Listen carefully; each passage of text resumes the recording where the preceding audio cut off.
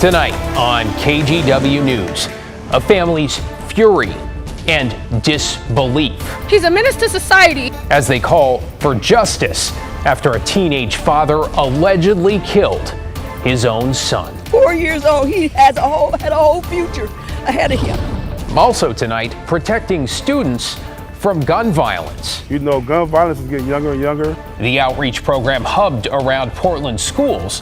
Leaders hope will save lives. And refunding the police. What the mayor's new budget could mean for the Bureau and Portland Street response. Good evening, and we begin tonight with a troubling case out of Washington County. Thanks for joining us. I'm David Mulco. Investigators confirming they've arrested a Tigard couple under allegations of severe ongoing child abuse, with detectives concerned there could be more victims. A warning tonight, the details may be difficult to hear. Our Catherine Cook explains. Pretty horrific information. Washington County Sheriff Sergeant Danny DePietro says he's never dealt with a case like this. It stems around a home in unincorporated Tigard where 2 adults, 9 kids, and 2 young adults all lived. Last week, detectives launched an investigation into alleged abuse at the home. They learned a child was being chained up, often for more than 12 hours a day. They say the child was also strangled, hit, kicked, and verbally abused. Inside the home, they found evidence to corroborate the allegations. Investigators learned the abuse had gone on for nearly a year and was allegedly the result of the child taking drinks and food from the kitchen. Investigators say a second victim in this case is a young adult. These crimes in themselves, these circumstances are horrific. Let's be honest, they shock the conscience. Detectives arrested 67-year-old Anna Miranda and her husband, 74-year-old Charles Randy Ward, for criminal mistreatment in the first degree. Investigators also learned Miranda had allegedly assaulted several other children in the home over many years. On Wednesday, the case went before a grand jury. That led to more charges against Miranda, including assault in the second degree and strangulation. Investigators are looking for more information on both Miranda and Ward, including any circumstances that might make someone question them. They strongly believe there could be more victims. So we're trying to figure out what else could have happened in that home, and if anyone else was hurt, abused, had any similar circumstances happen. DePietro says the children in this case are now safe with responsible adults.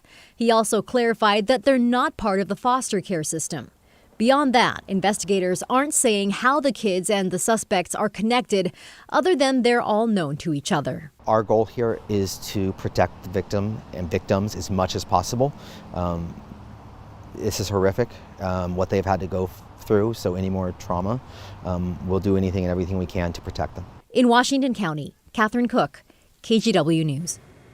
We have another difficult story to share with you tonight. A Portland family now facing an unimaginable tragedy, with a father accused of killing his young son. 19-year-old Marquavius Ware pleaded not guilty today to the murder of his 4-year-old son, Jordan Clay. Detectives say on Wednesday afternoon, police were called to an apartment building near Northeast Rosa Parks. They say they found Jordan unconscious and suffering from significant trauma.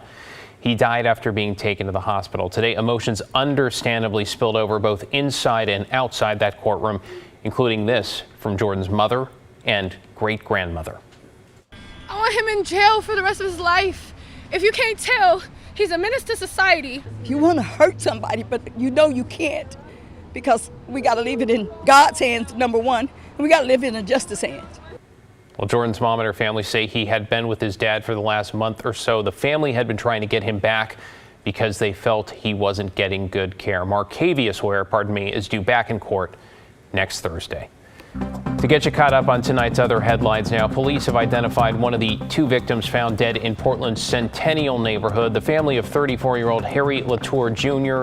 released a photo of him. Police say they found Latour's body after he was shot to death Sunday morning on Southeast Nageley Drive. Officers found a second body less than a mile away.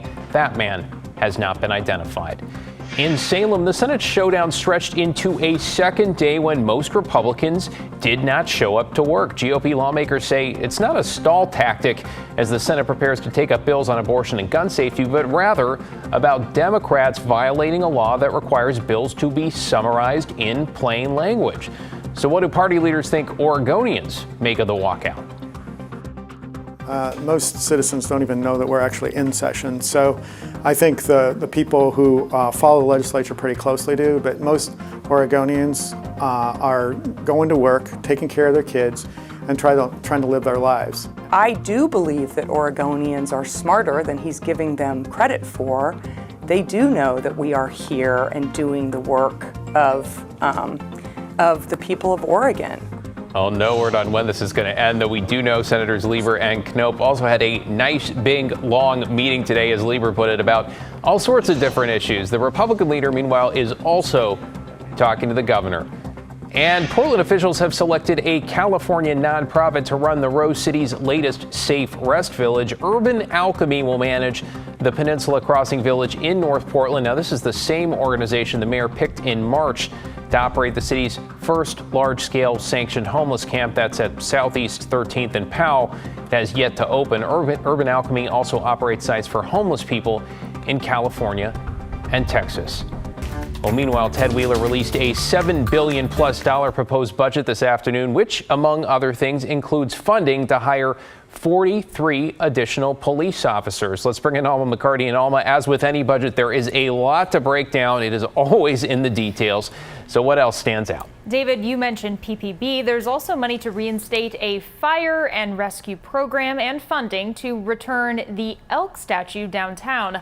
Of that $7.1 billion, the mayor says most of it, 90% in fact, is already dedicated to running the city. Park construction, treating drinking water, paving streets, replacing sewer pipes, and building affordable housing. And he says of the remaining 10%, much of that is already spoken for too, funding police, fire, 911, parks and rec. But in a video statement today, Mayor Wheeler highlighted what the city can expect for the next fiscal year. Last year, I put forward a budget that invested in healing and building for the future of Portland. This year, my proposed budget builds on that foundation. $7.1 billion for the next fiscal year. Mayor Wheeler starting off a video statement Thursday by pointing out not everything can be covered. Given general inflation to existing costs, the sunsetting of federal one-time resources to fund ongoing needs, and the elevated level of deferred maintenance, the demand for resources continues to surpass availability within the city. But the city can and will fund several top priority projects. The mayor's budget dedicates more than $43 million to continue the operation of hundreds of shelter beds, plus more funding to expand the Street Services Coordination Center, which coordinates homeless camp sweeps and connects people with services. This budget also bolsters Portland police recruitment efforts. As part of my stated goal to hire 300 new police officers over a 3-year period, I've released funding for 43 new sworn officer positions. Mayor Wheeler's proposal tackles stolen vehicle recovery and retail theft investigations. It keeps funding for Portland street response the same and dedicates $2.6 million to reinstate Portland Fire and Rescue's Rapid Response Vehicle program. That includes smaller teams of firefighters responding to emergencies, mainly on the east side.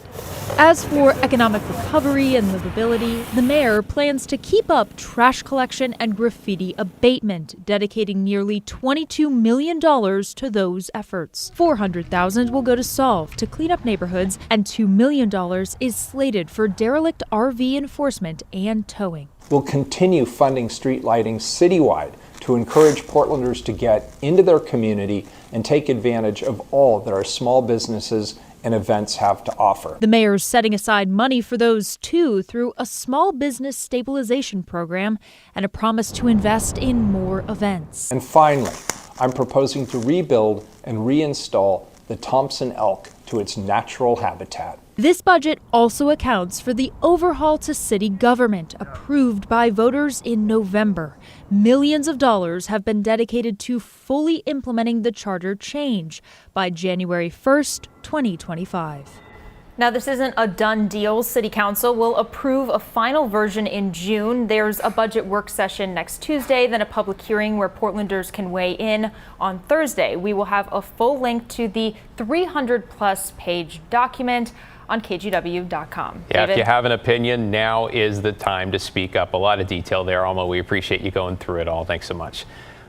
Let's give you a glimpse of what transpired overnight, because the power of nature woke a lot of folks up early as a thunderstorm rolled across the Portland metro, with many of you sending us pictures like this, showing that awesome display cascading across the sky. Thanks to viewers Jason Hughes and James Coolbaugh for sharing those photos. All right, Chief Meteorologist Matt Zafino's here. Matt, we talked about how rare these are in our region, especially overnight. My question, what's coming next? You know what? It's been dry ever since that heavy rain from this morning and early afternoon ended. There are still showers over on the east side of the state, but the thunderstorms even in eastern Oregon have ended. But this is what it looked like early this morning, like 4 a.m. We captured several lightning strikes from our Wells Fargo Skycam. It will not be that again overnight tonight and tomorrow morning, much to the dismay of weather watchers who love to hear and see a good thunderstorm. But that is what it looked like earlier today. This is yesterday, actually. Lightning strike up by Rowena Crest in the Gorge by landscape photographer Jesse Brackenbury took that shot. And this one was my favorite. This really stormy, turbulent looking sky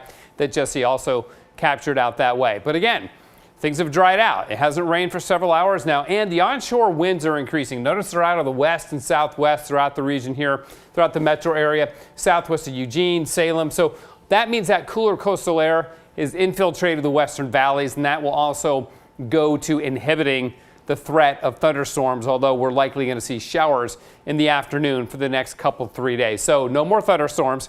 Showers, yes, but again, mainly in the afternoons. And then warmer weather, we got the potential for that at the end of next week. We'll dig into that a little bit later. David, back to you. Like the sound of that. Thank you, Matt.